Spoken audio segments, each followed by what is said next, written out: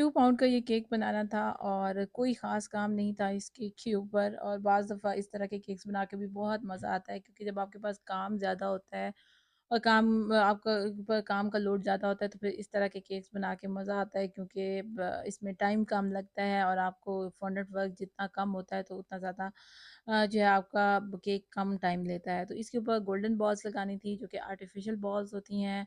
बाकी जो बॉल्स लगाई थी वो मैंने फॉन्डेंट की लगाई थी। अक्सर लोग समझते हैं कि ये सारी एडिबल होती हैं, तो इसमें अक्सर बॉल्स नॉन एडिबल होती हैं। और जो फॉन्डेंट की बॉल्स लगाई हैं उसमें भी अक्सर लोग या अक्सर बेकर्स जो होती हैं उसको थर्माकोल को कवर करती हैं फॉन्डेंट के साथ। उससे ये होता है कि केक के ऊपर लोड या केक के ऊपर वेट कम पड़ता है। तो इन सब को एडिबल भी बनाया जा सकता है, लेकिन इसी का ही लोग पे करने को रेडी नहीं होते। और अक्सर हम होम बेकर्स को बोल रहे होते हैं कि आपके केक्स बहुत ज़्यादा एक्सपेंसिव हैं, इतना ज़्यादा आप चार्ज करते हैं, बेकरी से तो हमें बहुत कम प्राइस में केक्स मिल जाते हैं।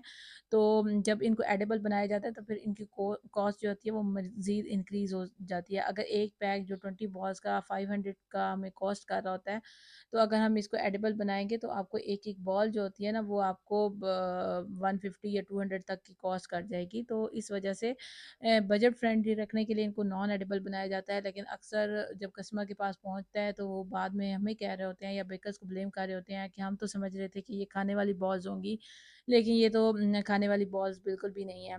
तो सिंपल सा केक था, बना बहुत प्यारा था, बहुत एलिगेंट सी और प्यारी सी इसकी लुक आ रही थी। बटरफ्लाइज़ भी जो है वो नॉन एडिबल हैं। जो पिंक और वाइट वाली बॉल्स हैं उनको खाया जा सकता है, क्योंकि वो उससे फॉन्डेंट से बनी है। और लेकिन ये है कि बच्चे खाते हैं।